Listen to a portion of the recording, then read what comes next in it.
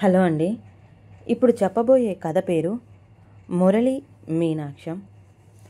ఇక కథలోకి వెళ్ళిపోతే, సాగర్, చికెన్ తిలక నెల రోజులవుతుందిరా, బాగా నోరు లాగుతుంది, వెళ్ళి తీసుకురా. టీవీ చూస్తున్న కొడుకుకి చెప్పాడు మురళి. తండ్రి మాటలు పట్టనట్లు టీవీ చూస్తూ కూర్చుండిపోయాడు సాగర్. కొడుకు మొండితనం తెలిసిన వాడల్లి నవ్వుతూ పడక గదిలోకి వెళ్ళాడు, చొక్కా వేసుకుని చికెన్ సెంటర్ వరకు వెళ్ళొద్దామని. బిడ్డ కొడుక్కి ఇవ్వడానికి రూపాయి గంతడు కానీ చికెన్ కావాలట. చికెన్, థూ, ఏం మనుషులో ఏమో. వంటగది నుండే అరుస్తుంది భార్య మీనాక్షి. భార్య మాటలు విననట్లే వెళ్ళి చికెన్ తీసుకురావడం, వండు మీనాక్షి అని బ్రతిమిలాడితే అతన్ని 100 మాటలు అంటూనే వండి పెట్టడం కూడా జరిగిపోయింది. అమ్మా, నేను చికెన్ అడిగానని అన్నకి చెప్పావా? చాలా థ్యాంక్స్ అమ్మా, చాలా బాగుంది అని ఆనందంగా మాట్లాడుతూనే గబగబా పెట్టిన అన్నం మొత్తం తినేసింది మురళి కూతురు చైత్ర. పొద్దున భర్త తమ మాటలు విన్నట్లున్నాడని అర్థమై మౌనంగా ఉండిపోయింది మీనాక్షి. కొద్దిగైనా బుద్ధుండాలి చైత్ర నీకు. సంపాదించి తెచ్చి పెడుతున్నా సరిపోవట్లేదా? ఎవరి ముందు ఏం మాట్లాడాలో తెలీదా? పోయిన వారమే తిన్నావు కదా అరిచాడు సాగర్. అన్న అరుపులకి బిక్కమొహం పెట్టేసింది, నేనేం చేశాను అన్నట్లు. పర్వాలేదు సాగర్, నాన్నే కదా తెచ్చింది మీకోసం అని అంటుండగానే, కాదు కాదు మిస్టర్ మురళీధర్, నువ్వెప్పుడు మాకు తండ్రివి కాలేవు, ఆ మోహన భర్తవి మాత్రమే, పో ఇక్కడ నుండి అని అరిచాడు సాగర్, తండ్రి తినే పళ్ళాన్ని విసిరేస్తూ. ఒక్క క్షణం బాధగా మూలిగింది మురళి మనసు. కొడుకు మాటలు వినలేక తినే పళ్ళాన్ని కూడా నెట్టేసరికి, చెప్పేది విను సాగర్, వెళ్ళిపో నాన్న. తన మాటలు వినకుండా అరిచిన కొడుకుని చూస్తూ మౌనంగా తన గదిలోకి వెళ్ళిపోయి చొక్కా వేసుకొని బయటికి వెళ్ళిపోయాడు. వెళుతున్న భర్తని చూస్తూనే కన్నీళ్లు పెట్టుకుంది మీనాక్షి. నేనెప్పుడు మీ కంటికి ఆనలేదా అండి? నాలో లేనిది ఏం చూశారు తనలో అనుకుంటూ. తినండి. ప్లేటు తెచ్చి తన ముందు పెట్టిన మోహనాన్ని చూశాడు మురళి. నువ్వు తింటేనే నేను తినేది, నవ్వుతూ అంటున్న మోహన మొండితనం తెలుసు కాబట్టి మారు మాట్లాడకుండా తిన్నాడు. ఎలా ఉన్నారు మీ భార్య పిల్లలు? నీ నవ్వంతా చక్కగా ఉన్నారు, నవ్వుతూనే బదులిచ్చాడు. ఆ మాటకే మరీ ఇంత విచ్చుకున్న మోహన నవ్వుని ముచ్చటగా చూస్తూ, గగన్ ఇప్పటిదాకా మీ గురించి అడిగి పడుకున్నాడు, రేపొస్తారేమో అనుకున్నా. మీ భార్యా పిల్లలు ఎలా ఉన్నారు అంకుల్? నవ్వుతూ వస్తూనే అడిగాడు గగన్, పొద్దునే టీ తాగుతూ పేపర్ చదువుతున్న మురళిని చూస్తూ. బాగున్నారు గగన్, చాలా మిస్ అవుతున్నారు నన్ను. అదే నవ్వు సమాధానం. మీ మనసు తెలియని వారికి అబద్ధం చెప్పండి. మీలాంటి వారిని అర్థం చేసుకోకపోవడం వాళ్ళ మూర్ఖత్వం. మళ్ళీ తనే మాట్లాడుతూ కోపంగా అన్నాడు, ప్రేమ ఎక్కువ ఉన్న దగ్గర భయంతో కూడిన అనుమానం కూసంత ఎక్కువే ఉంటుంది గగన్. ఆ భయమే మీ మీద లేని అభాండాన్ని ఏర్పరిచి ఈరోజు మీ ఇంట్లో మీరుండలేని దౌర్భాగ్యుణ్ణి నింపింది. ఎప్పుడు మన వైపు నుండే ఆలోచించొద్దు గగన్.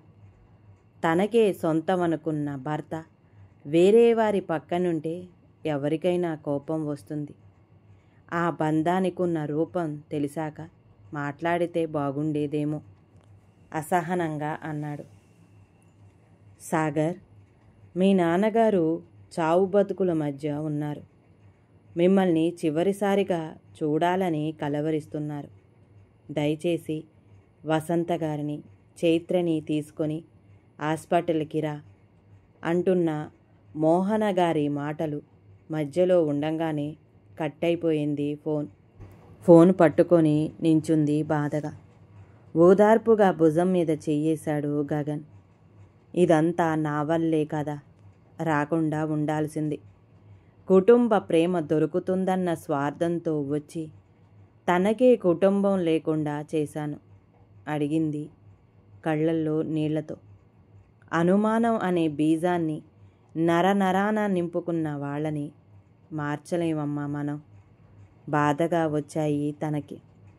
ఇంకొన్ని నిమిషాలే ఉన్న మురళీ గారి మొహాన్ని చూస్తూ, డియర్ మీను, పెళ్ళైన 25 సంవత్సరాల నుండి ఇది 5వసారి నిన్నిలా పిలవడం. చేసిన తప్పుకి శిక్షేమో కానీ చెయ్యని తప్పుకి గత 23 సంవత్సరాల నుండి అనుభవిస్తూనే ఉన్నాను నేను. అసలే తప్పు చెయ్యలేదని చెప్పాలని ప్రయత్నించిన ప్రతిసారి మధ్యలోనే అడ్డుకుంటూ విడాకులు కావాలి అంటూ మాట్లాడేదానివి. నాకు నువ్వు నా ప్రాణం మీను. నిన్ను కాదని ఎలా నేను వేరే వారిని పెళ్లి చేసుకుంటాను అనుకున్నావు? ఒక అమ్మాయిని మన అవసరం ఉంది కాబట్టి ఇంటికి తీసుకొస్తే తనకి నాకు ఎలాంటి బంధం అంటకట్టావు? ఊహించలేదు. నీ నుండి అలాంటి ఒక సందర్భం. ఊహించింది జరగకపోవడమే జీవితం. ఆ క్షణమే అర్థమయ్యింది. అనుమానం పెనుభూతం అంటారు. నిజమే. నాకు కుటుంబాన్ని దూరం చేసింది ఆ అనుమానమే. ఇన్ని సంవత్సరాలు జీవితంతో పోరాడి నీ మనసు, మా పిల్లల మనసు గెలవాలని చూసి చూసి అలసిపోయి మరీ వెళ్ళిపోతున్నాను మీనాక్షి. చివరాఖరిసారి చూడాలని అనిపిస్తుంది నిన్ను. నీ పొత్తిళ్లలో పడుకొని శ్వాస వదలాలని ఉంది. ఇన్ని సంవత్సరాలు పడిన ఆవేదన తీర్చుకోవాలనుంది. నీ చెయ్యి పట్టుకొని నా తల నిమురుచుకోవాలని ఉంది. సాగర్కి, చైత్రకి మీ నాన్న ఏం తప్పు చెయ్యలేదమ్మా అని నీ నోటితే చెప్తుంటే విని తృప్తిగా పైలోకాలకి తరలిపోవాలనుంది. జరుగుతుందా? జరిగినా జరగకపోయినా నీ మీద కోపం రాదు.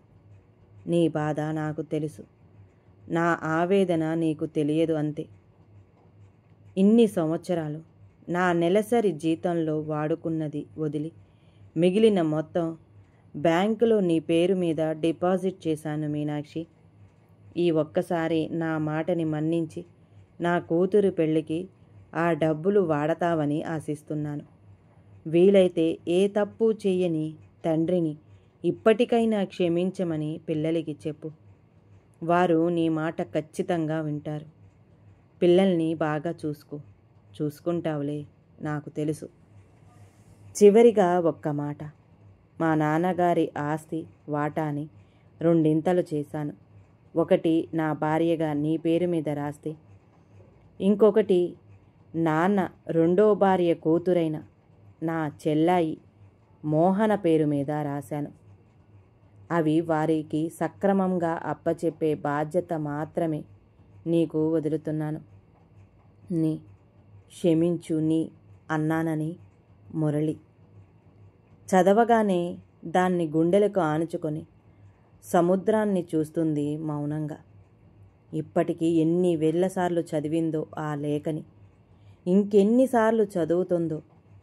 ఇప్పుడు చదివి బాధపడి ఏంటి లాభం? ఎవరైనా తాము చూసిందే నిజాలు అనుకుంటారు. ఒక్కసారి వారు చెప్పేది విని ఎదుటివారి మనసు చదివి చూస్తే ఏ బంధాలు అయినా అనుమానమనే పదమే ఉండదేమో. ఈ కథ గనక నచ్చితే ప్లీజ్ అండి లైక్ చేయండి. అలాగే ఛానల్ని సబ్స్క్రైబ్ చేసుకోవటం మాత్రం మర్చిపోమాకండి. మీ విలువైన అభిప్రాయాన్ని కామెంట్ బాక్స్లో కామెంట్ చేయండి. అందరికీ ధన్యవాదాలండి.